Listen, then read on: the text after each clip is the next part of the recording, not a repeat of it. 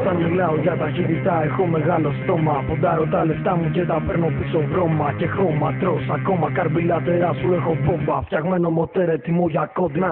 Όπως ο μαύρος αετός αλωνίων δίχως τα φώτα. Μηχανάκι που γαμά χωρίς καπότα. Κυλώντας πάνω στην άσφαλτο. Κάνω συχνά τον αντίπαλο να παίρνει πουλό.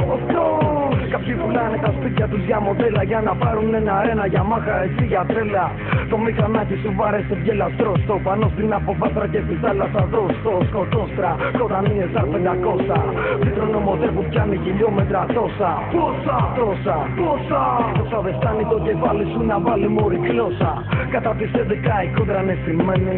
Και το τσακάλι στο γκαράζ δεν περιμένει. Είναι Honda RR 900 και πες του πιτσιρίκου στον τερματισμό τα αρχίδια μου να πάρει.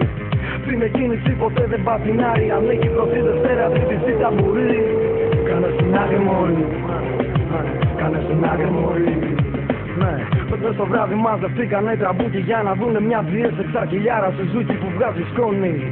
Το πουλήσι το σηκώνει.